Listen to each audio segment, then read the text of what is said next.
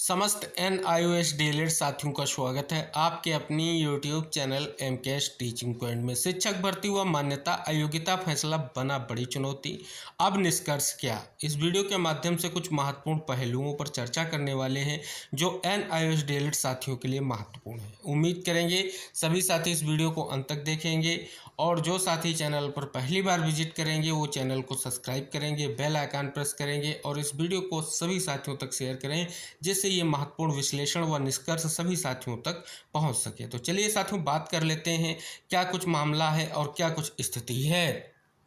यहाँ पर साथियों हम बात करने वाले हैं बहुत ही महत्वपूर्ण तथ्यों पर। देख सकते हैं कि शिक्षक भर्ती कम पहुँचे अभ्यर्थी 18 को फिर से होगी काउंसलिंग। प्रदेश के सरकारी प्राथमिक विद्यालयों में सहायक अध्यापकों के 2906 पदों के लिए अब 28 अगस्त को फिर काउंसलिंग होगी। इस भर्ती के लिए 26,500 अभ्यर्थियों ने आवेदन किया है, लेकिन पहले दिन मात्र 458 अभ्यर्थी पहुंचे। प्रभारी शिक्षा निदेशक RL आर्य के मुताबिक प्रदेश में शिक्षकों की भर्ती के लिए एक साथ सभी जिलों में काउंसलिंग कराई गई थी। 10 अगस्त को हुई काउंसलिंग में कम संख्या में अभ्यर्थियों के पहुंचने की वजह से अब 18 अगस्त को फिर से सभी जिलों में एक साथ काउंसलिंग कराई जाएगी। काउंसलिंग के बाद अभ्यर्थियों को नियुक्ति पत्र दिए जाएंगे। आगे, प्रदेश के बाहर से डीएलएड करने वाले अभ्यर्थी हैं अधिक। प्रदेश में इन दिनों चल रही शिक्षकों की भर्ती में राज्य से डीएलएड कर चुके अभ्यर्थियों की संख्या 650 है, जबकि प्रदेश के बाहर से डीएलएड करने वाले करीब 1000 हैं। इन अभ्यर्थियों ने यूपी, हिमाचल, जम्मू कश्मीर, दिल्ली समेत विभिन्न राज्यों से डीएलएड किया है। यहाँ पर अगर आप इस भर्ती का परिप्रेक्ष्य ले लें, आप सभी को इंगित हो गया होगा या उत्तराखंड प्राथमिक शिक्षक भर्ती की हम बात कर रहे हैं, क्योंकि आप सभी को पता है उत्तराखंड प्राथमिक शिक्षक भर्ती के मामले को लेकर के NIOS डीएलएड का फैसला आया है। क्योंकि NIOS डीएलएड को पहले प्राथमिक शिक्षक भर्ती में शामिल किया गया और उसके बाद जो है कहीं ना कहीं उनको फिर से बाहर किया गया, जिससे मामला हाई कोर्ट पहुंचा। हाई कोर्ट में फैसला जो है NIOS डीएलएड के फेवर में था। NIOS डीएलएड के फेवर में आने के कारण फिर से जो है हाई कोर्ट फैसले को सुप्रीम कोर्ट में चैलेंज किया गया और 28/11/2023 को सुप्रीम कोर्ट ने अपने फैसले में ये कहते हुए NIOS डीएलएड अभ्यर्थियों को प्राथमिक शिक्षक भर्ती के लिए वैलिड नहीं माना कि जो ये कोर्स है ये 18 मंथ का है, जबकि जो NCT के मानक हैं उनके अनुसार जो है न्यूनतम जो योग्यता होनी चाहिए प्राथमिक शिक्षक भर्ती के लिए वो 2 वर्षीय डिप्लोमा होना चाहिए, यानी 24 मंथ का कोर्स होना चाहिए। और दूसरी स्थिति पर बात कर लें, 18 महीने का और 24 महीने का जो ये डीएलएड कैसे समकक्ष है, कैसे बराबर है, इस पर कहीं ना कहीं फैसला दिया गया। हालांकि इस परिप्रेक्ष्य में आप सभी को पता है जो मान्यता पत्र है उसमें सारी शर्तें इंगित की गई हैं। NCT का एक महत्वपूर्ण अधिसूचना है, उसमें भी बात की गई है कि शैक्षिक सत्र की बात की गई है, लेकिन विशेष तौर पर जो मान्यता पत्र जारी किया गया उसके बिहाफ पर कोई भी गजट ना पब्लिश होने के कारण जो है वो तथ्य कहीं ना कहीं वेरीफाई नहीं हो सके और कोर्ट के पटल पर रखे जाने के बावजूद जो है ऐसा फैसला देखने को मिला।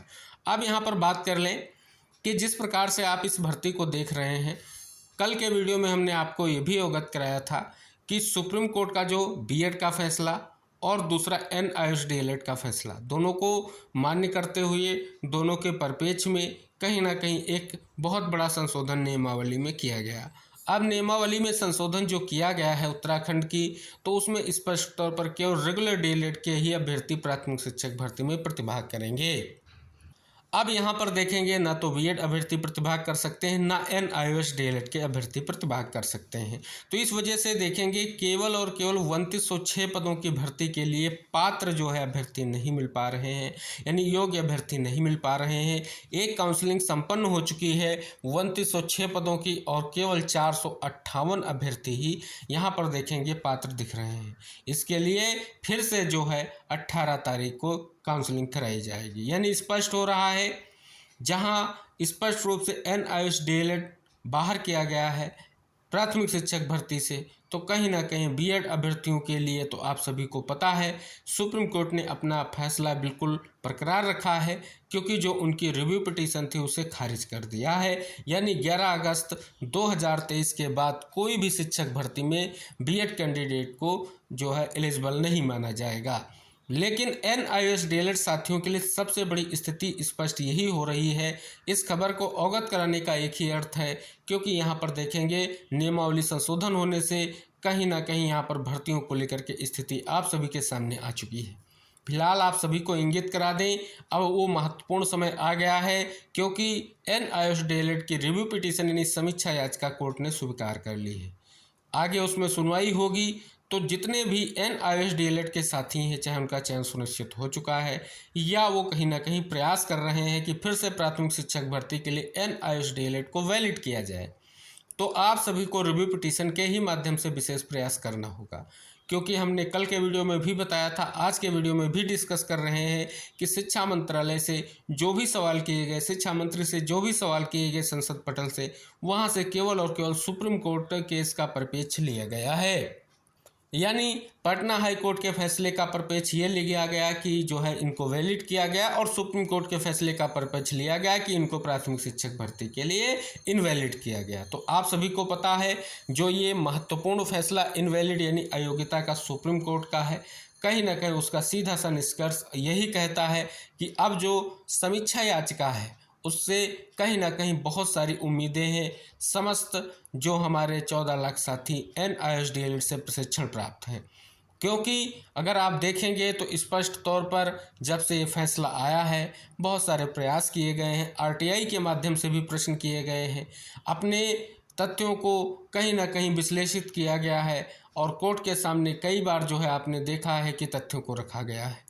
लेकिन रिव्यू जो है आपका महत्वपूर्ण है, क्योंकि जो पूर्व में फैसला आया है उस फैसले की समीक्षा होगी।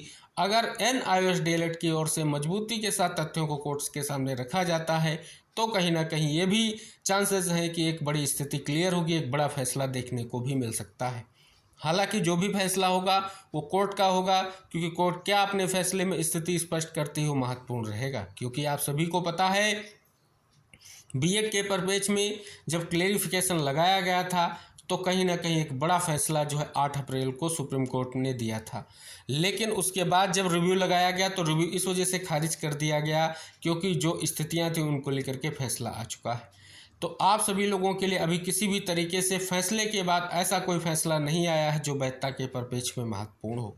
और विभिन्न राज्यों में आप हाई कोर्ट में देखेंगे केस पेंडिंग है, और कहीं ना कहीं इस उद्देश्य से 2 महत्वपूर्ण याचिकाएं आपकी सुप्रीम कोर्ट में है। एक आपकी समीक्षा याचिका, दूसरी ट्रांसफर याचिका। दोनों याचिकाओं से विशेष प्रयास किया जा रहा है कि NIOS डीएलएड के परिप्रेक्ष्य में आगे निष्कर्ष निकल कर आ सके, और इन्हीं महत्वपूर्ण याचिकाओं से ही निष्कर्ष निकलेगा। सबसे महत्वपूर्ण आपकी समीक्षा याचिका है, दूसरी आपकी ट्रांसफ़र पिटीशन भी महत्वपूर्ण है, क्योंकि उससे भी कई सारे राज्यों के जो कहीं ना कहीं स्थितियां हैं कोर्ट के पटल पर रखी जा सकती हैं। तो इस प्रकार आप सभी देख रहे हैं कि कहीं ना कहीं ये जो शिक्षक भर्ती है इसमें देख रहे हैं कि योग्य अभ्यर्थियों को लेकर के कहीं ना कहीं स्थिति आप सभी के सामने है। तो आप सभी को प्रयास करना होगा। अगर हमारा जो है रिव्यू पिटीशन पर एक बड़ा फैसला आ जाता है और वैधता को लेकर के स्थिति बहुत ही महत्वपूर्ण ढंग से कोर्ट के सामने तथ्यों को रखा जाता है, और कोर्ट अपनी ओर से कहीं ना कहीं कोई बड़ा फैसला देता है, तो NIOS डीएलएड के लिए बहुत ही महत्वपूर्ण होगा। तो इस प्रकार से आप सभी को NIOS डीएलएड की वैधता के महत्व को समझते हुए रिव्यू पिटीशन याचिका के माध्यम से अपने तथ्यों को फिर से कोर्ट के पटल पर ले जाना है। कोर्ट के सामने जो भी तथ्य रखे जाएंगे कहीं ना कहीं वहां से निष्कर्ष निकलेगा, ऐसी उम्मीद की जाती है।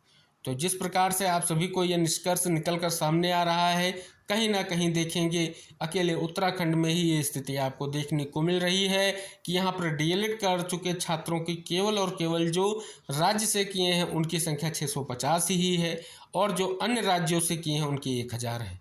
तब भी साथियों ये आंकड़े अगर आप काउंट कर लें तब भी 2906 पदों की भर्ती पूर्ण नहीं हो रही है। हालांकि ये भी कहा गया है कि आगे फिर से भर्ती की जाएगी, लेकिन जो स्पष्ट निष्कर्ष निकल कर आ रहा है वो आप सभी लोगों के लिए महत्वपूर्ण है, और इस निष्कर्ष का अर्थ यही कहता है अगर आपने प्रयास किया तो भविष्य में स्थितियां NIOS डीएलएड के लिए महत्वपूर्ण हो सकती हैं और इम्पॉर्टेंट भी हो सकती हैं। तो सभी NIOS डीएलएड साथियों से एक ही निवेदन है, कहीं ना कहीं इस वीडियो को शेयर करें, चैनल को सब्सक्राइब करके बेल आइकन प्रेस करें, और जो प्रयास किए जा रहे हैं उसमें कहीं ना कहीं आप भी भागीदार बने, जिससे आप सभी लोगों के लिए निष्कर्ष निकल कर आ सके, और आप सभी के लिए प्राथमिक शिक्षक भर्ती की वैधता का जो प्रयास है उसका निष्कर्ष निकल कर आ सके। इन्हीं सभी महत्वपूर्ण विश्लेषणों के निष्कर्ष के साथ आप सभी से यही महत्वपूर्ण निष्कर्ष है कि आप सभी लोग जरूर विश्लेषण कीजिए और उसके निष्कर्ष तक पहुंचिए। हम मिलते हैं नेक्स्ट अपडेट के साथ, तब तक के लिए बाय बाय, टेक केयर साथियों।